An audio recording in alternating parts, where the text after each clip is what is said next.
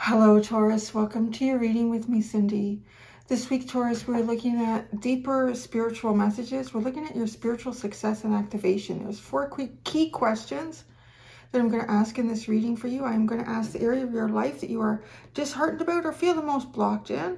And then we're going to ask, how does this block shape the course of your life? And then we will ask what you can activate in your life right now. And how can you move away from your worries? Will be the 4th question. Now, these are not, might seem like simple questions, but the answers can go quite deep because we're using fairly deep decks here. So last week I said we're going all wild and unknown. Well, I've taken it to a next level, a new level. So we're doing the wild unknown oracle tarot, but also incorporating the wild unknown archetype deck. So there's a lot that comes in with these. So having said that, let's get started, Taurus. Let's start shuffling this out.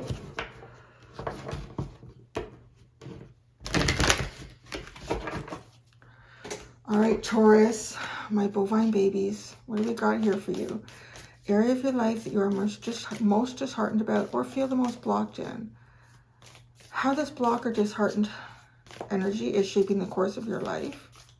What you can activate in your life right now, and how you can move away from your worries.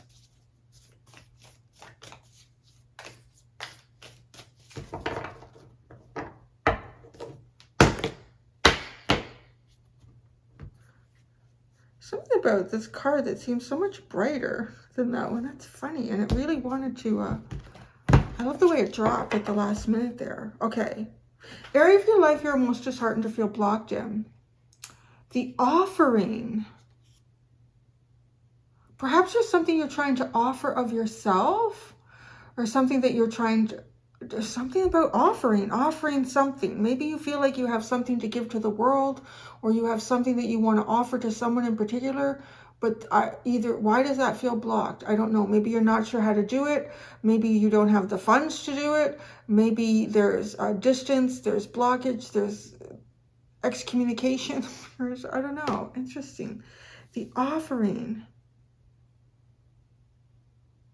It could, it comes in so many different ways. I just think of too, when we have something within us to give and we can't give it, it's kind of like it burns a hole in you. It's just, there is like an innate natural capacity in humanity to want to give in some way. And even if you don't feel safe giving or offering out to the world, like you feel like, I think people just take advantage of it. It still feels like a loss, like inside you, that you can't offer this. So yeah, it's kind of I was about to say, it's kind of a painful beauty. That reminds me of your reading last week. The bad medicine. Isn't that funny? Because Pisces reading was like that. It was quite strong with what kind of happened for them last week. So yeah, there is something like a painful beauty in this. How does this block or disheartened energy, how does it shape the course of your life? Or how is it right now? The sustainer. That's interesting. Like you're molding something. You're molding yourself. It feels like not growing. There's something that's not growing here. It just clay feels like really surrounded by these hands. Like it's kind of controlled, and the clay should be able to free form, like move and sculpt this and create something with it. Your colors are beautiful. I will say that. I think out of everything that I've pulled so far, I'm just really struck by the colors in your cards as well.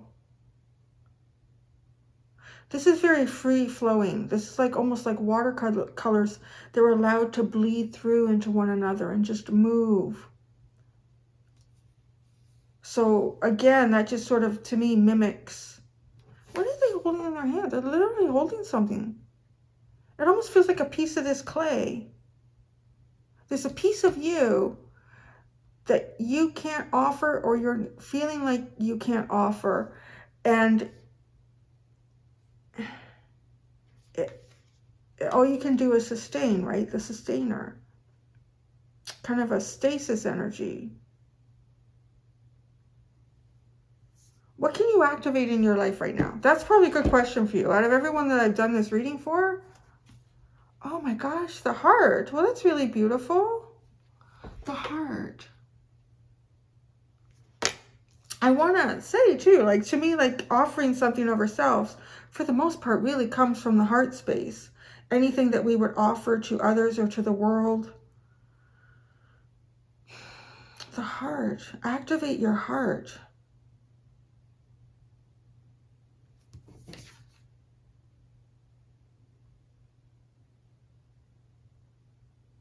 It's like a nest within you. A memory? This almost reminds me of a cherished memory.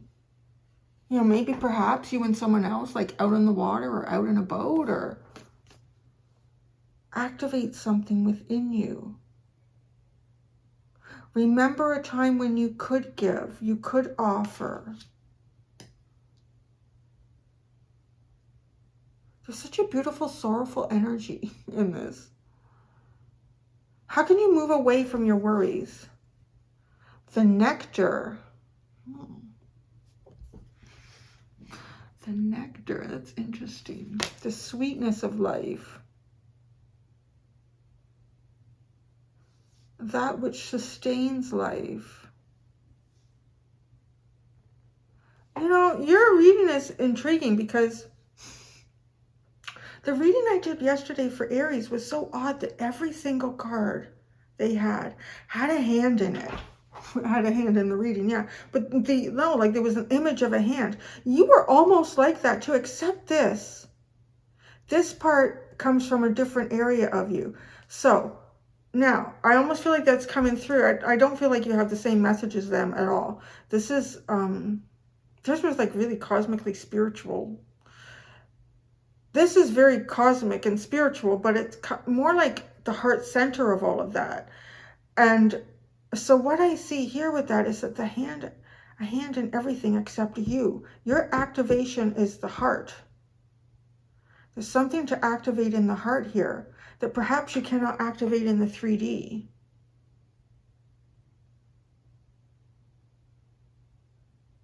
Here, the hand where you're disheartened, let me pull these down, is, I swear, I can see something in there in the hand, like it's holding something, and it just looks like it's kind of gray, but obviously images too. But it brings me to this chunk of clay, like something of yourself. You can't. And that leaves you feeling perhaps small, contained. Now, moving away from your worries is actually like touch something else here. It sounds so odd, but like to activate yourself, it's the heart right now. To move away from your worries, it's to physically engage in something that you can.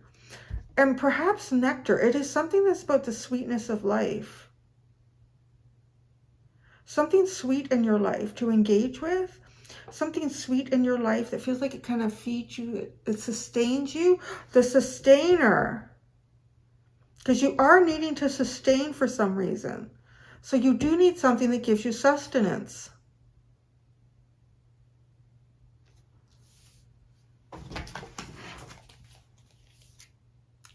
Wow, the shapeshifter.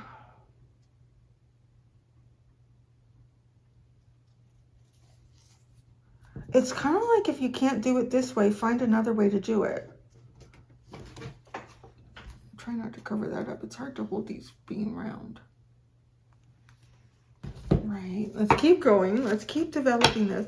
I find with these readings, it's like each group of cards that I use is just a layer. So you get like more and more layers into this.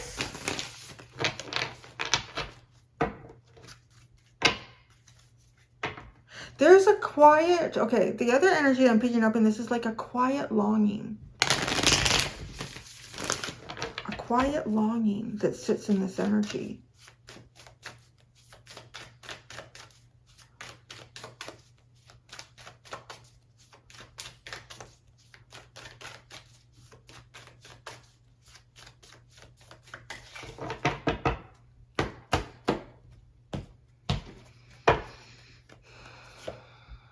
Oh, the moth.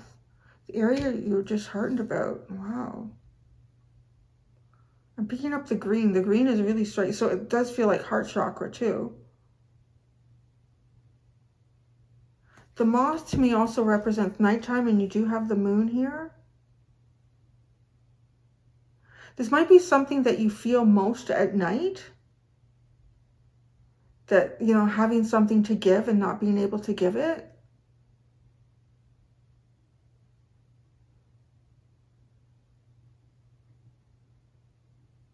The moth to me also represents the past mistakes where we move towards like false sun, false self-actualization, and false just false directions for us. Like, not to say that we weren't meant to do that, because there were lessons in it, but our concept of the time was, this is really for me, this is, but yet no, it really wasn't. And then to me, the moth, I would just picture him swimming, maybe swimming through his emotions, or flying needlessly all night into that light bulb that's been left on the porch, you know, and it's the false sun. It's trying to move towards it, and all it does is it depletes the moth and leaves the moth damaged and tired and beaten. Maybe every time you offer, or you have offered in life, maybe it's not really well reciprocated, or B, the people may just take as much of this clay as they can. So it is almost like an oxymoron here, like having this desire to offer a part of yourself, but yet knowing that there's a cost that can come with that.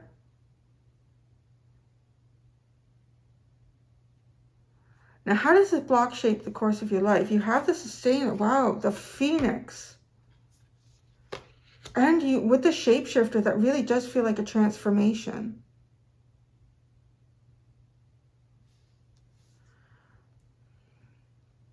And totally moving beyond the false paradigm of self, and who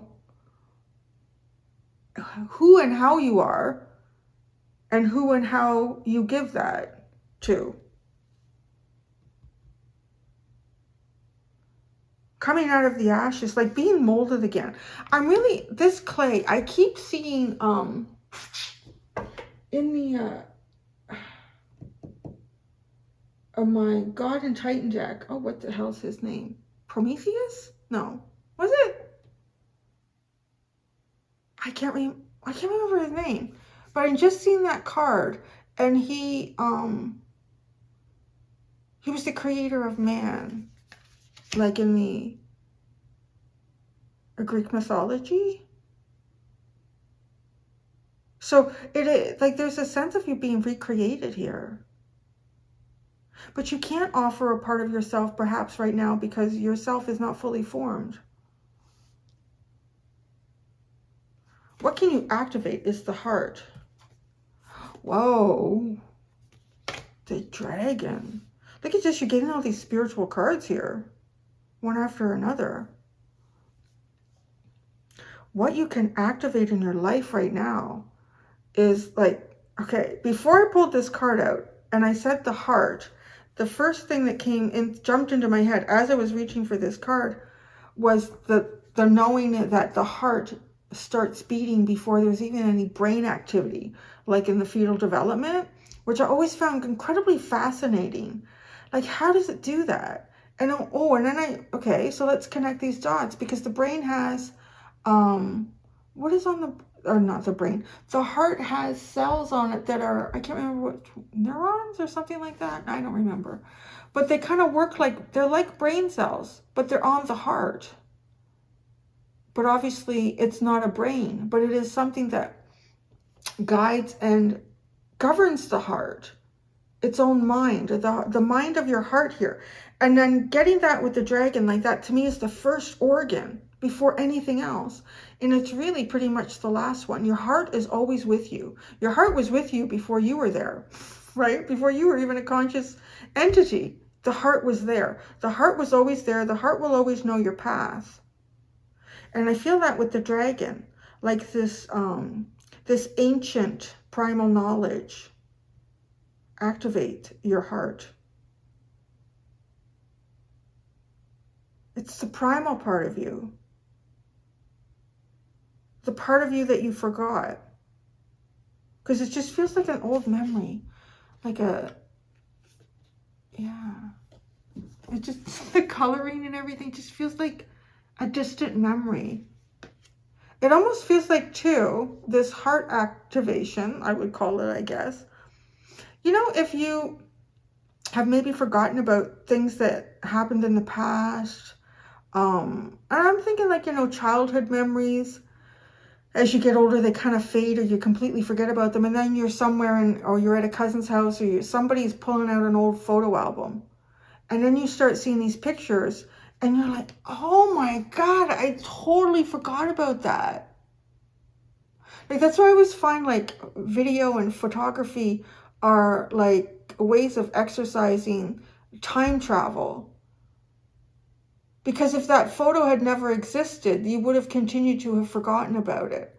But it takes you back in time. There really is something here back in time to activate your heart. A distant memory, something of a simpler time. This just feels like a simple scene with these two. There's no motor on the boat. I don't think it's a canoe. I'm not sure what kind of, it almost to me looks like this person would be rowing. Row, row, row your boat gently down the stream. Merrily, merrily, merrily, merrily, life is but a dream. Oh, that's interesting, isn't it?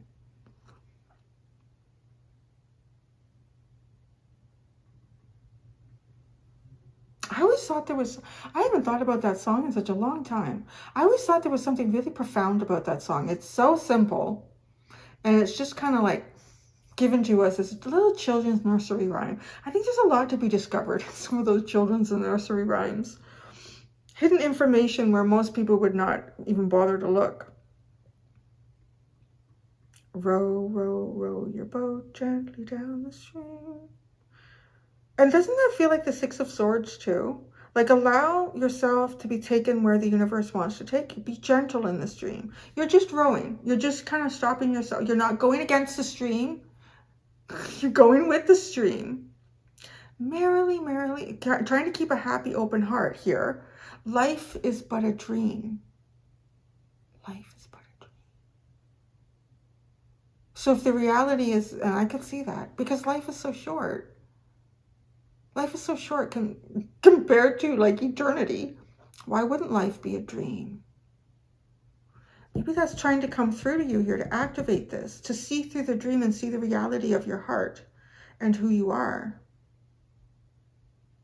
So how can you move away from your worries? The Nectar. No way. I can't believe you got this card. This is so crazy. We're tapped into some crazy energy with these readings, man. You ready? You ready for it? Or have you already guessed? Have you already guessed? No way, right? Now let's get into this, because there's a very interesting relationship between the bee and the nectar. The nectar gives the bee what it needs to sustain itself and to grow its colony and to live and to thrive, even provide food for us. But yet the bee's response towards the flower for providing this is to allow the flower to reproduce. If you give me this, I don't have a problem carrying your pollen on my back and taking it to the next flower. Something really beautiful here about seeing how your heart is shaped in the universal consciousness. Oh my gosh, the bee and the nectar. I mean, maybe there is something just so straightforward with that. Like, to move away from your worries maybe would be to walk into some fields of flowers. Maybe just to sit and watch a little. I love watching bumblebees. They are the cutest little freaking things. And they're so hardworking and busy, and life looks like such a struggle for them because they don't look like they should fly. They're so big, and the little wings are, you know, like you see wasps and honeybees, and they're all like this. And the poor old bumblebee, he almost looks like he's on, to me, We're witnessing the bumblebee in its moving through evolution here. And it's kind of like that, kind of, wow, you have two airs booking spirit. You have two air energies booking spirit, two flight energies. Okay, Cynthia, stay. It's like, oh, so much coming in. Okay. It's almost like, oh, yes, the bee. I'm seeing how this is connected. It's just channeling, and then I see how it connects and it pulls me out. So this bee, to me, it's almost like witnessing the end of an evolutionary process where I feel like the bee in, let's say, another 50, 100,000 years, maybe more, maybe less, will no longer fly. It's not a good flyer. It does a great job with what it has, but it's not like the honeybee and the wasp, where there's something changing in the bee, the bumblebee. This is a big old bumblebee here. And I believe for the longest time, like, scientists didn't even understand how they could fly. I think somebody's corrected me and said now they do understand how they could fly. So they figured it out. But it was like such a conundrum. This creature shouldn't be able to fly. So move away from your worries is to, as well, like, this is staying there and making, like, a Prometheus. I'm sure it's Prometheus. This energy with the clay and the hands, and that you are being remolded and you will take flight in a different way here. See, this flight, these offerings before, there was a lot, I would say a lot that came from your heart chakra. And I don't think it was wrong, because I think it was all meant to be part of how you grow. And you move away from your worries. Look at bumblebees. No, there's a message there for you. Look at bumblebees. I only ever get like just a pleasant feeling. And you're supposed to move away from your worries with this area. A pleasant feeling at the beauty of their struggle. And maybe, you know, like, there was something about that here at the beginning of your reading too, like painfully beautiful, or there's so much beauty in their struggle, and they don't complain, and they just keep going along, going along.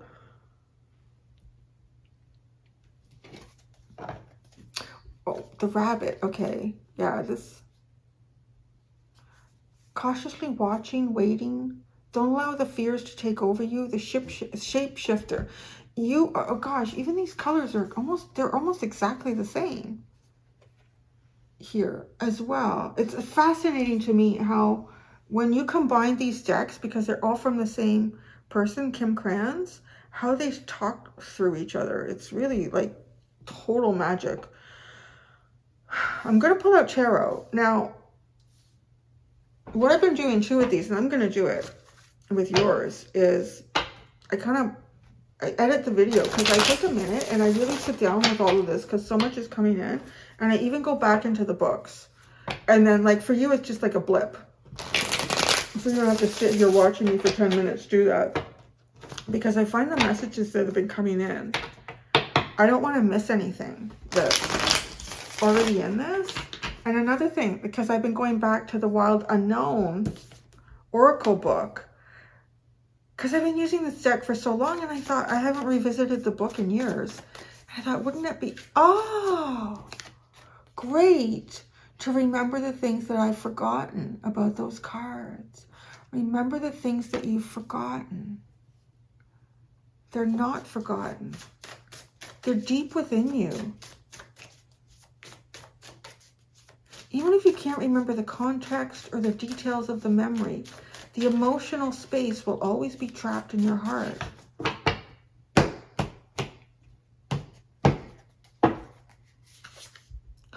Oh, the Lovers. Look at that. Were you most disheartened or feel the most blocked in your life?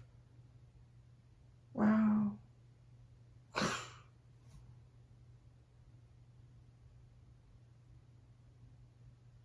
I wonder what VIXL would be. Well, I don't even think that would be. Would that be a number?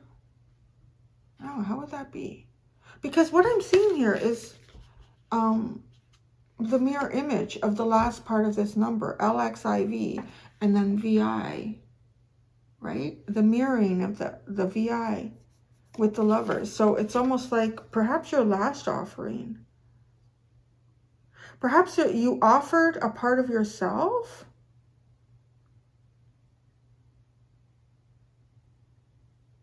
Perhaps you made some sort of an offer to someone, because it just feels like the last, like to be focused on the last part of the number. So maybe the last time you made any sort of an offer from your heart, maybe this has caused a block. Maybe it wasn't received, it wasn't taken, or it was taken advantage of. Because the moth just to me represents, you know, difficulty seeing through something. How does this block shape the course of your life? Now, wait, actually, before I even go there, I even want to say, like, even if you're in a relationship with someone, even if it's a good relationship, there's going to be times where people are not on the same focus or on the same page, and you could be trying to give of yourself in some way or some manner in a relationship, and it's not being seen. Like, it's just, so, you know, you could just feel this, oh, like, I don't know how to communicate to this person. And maybe you have different communication styles here, and giving and receiving communication. Okay, how does this block shape the course of your life? The Sustainer and the Phoenix. Wow, the Hierophant. There's your card. Wow, that's pretty powerful. Oh, definitely. Oh my God. Oh, this has Ivy at the end too. I was just noticing the V with the Hierophant. It's like you dropped something here. You drop the I on the V. You drop the 1 from the 5.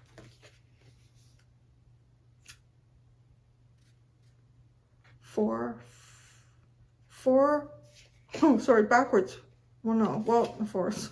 4, 5, and 6. Oh, and then there's 3. This is so intriguing. And then you have 3 X's. You have 30. So I'm just saying these numbers because they might mean something to someone, but it's always also sequential. So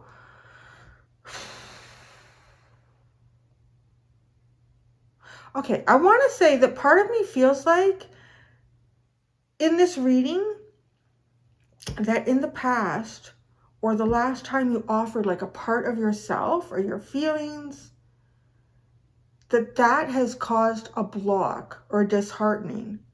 And you are, how this is shaping the course of your life, you are dropping away pieces of the past in partnerships, in how you've offered parts of yourself, your heart.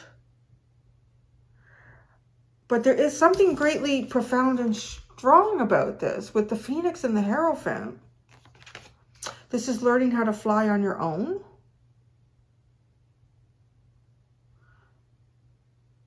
Learning how to sustain yourself, perhaps in all manners of life. Okay, let's look at the activation, what you can activate in your life right now. The Heart and the Dragon. Wow, the 2 of Swords. The intuition. When your mind does not have the answers, you know that your heart does.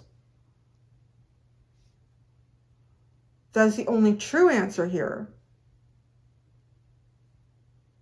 Activate your heart and you will find your answers. Activate your heart and you will find the answers to the questions that you have.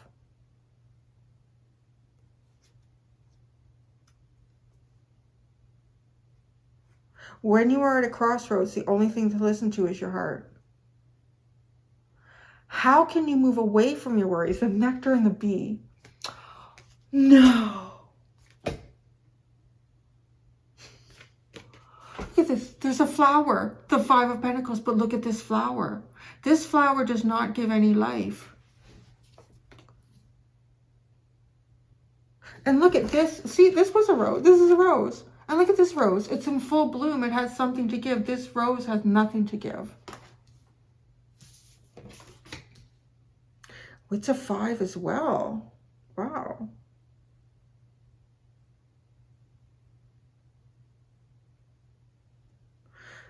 There's definitely, okay, something of yourself that either you've been trying to offer or something that you have offered in the past. If that's kind of coming through more strongly now as all the cards have come out. Like something that you've offered in the past was perhaps not taken, not received, not reciprocated, and it's caused a disheartening or block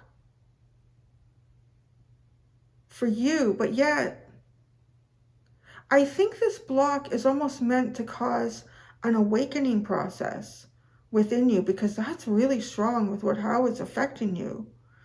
And then moving away from your worries is to move away from the dead flower. Like, you're not going to get any nourishment. It's not going to sustain you, this dead flower.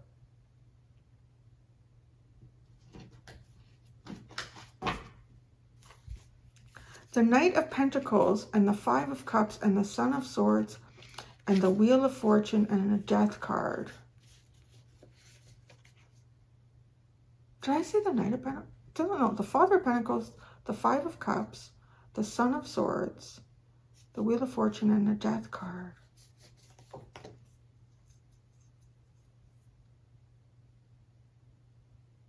There's definitely a part of you that's dying here with something, that's being used to alchemize, that's kind of becoming the fertilizer and the nutrients for a future.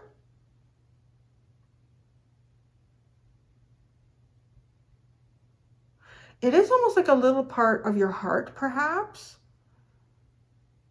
And this part of your heart, I don't want to say little, maybe it is big for you, but there's a part of your heart here that is perhaps being reformed. And now I'm almost seeing like this is your heart, but it's not the right shape.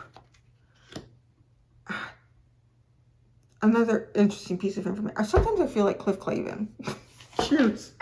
Another interesting piece of information is that the heart itself, when someone sustains a broken heart, that actually the little filaments that are, there's these little tiny fibers inside the heart that actually do snap when someone is going through a strong heartbreak. And so that what you feel is true. Like there's parts of your heart that are breaking. And then when someone is in heartbreak for a period of time, the shape of their heart changes and it becomes more, I think it becomes more rounded as opposed to that kind of like oblong. It can reshape itself again. It will. But I think that can actually be something that ends up hurting people long term, is if they stay in that heartbreak and they do not allow themselves to activate again.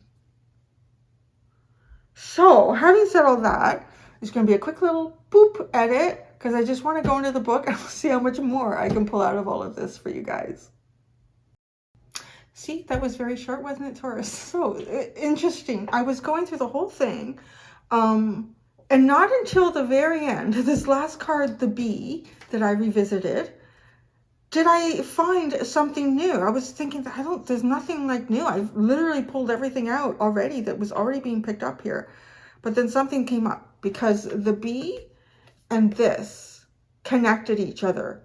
And this card, the Sustainer, one thing that came up with this that I didn't pull in on immediately was that whatever this is that you're going through, it does feel like something of the heart space.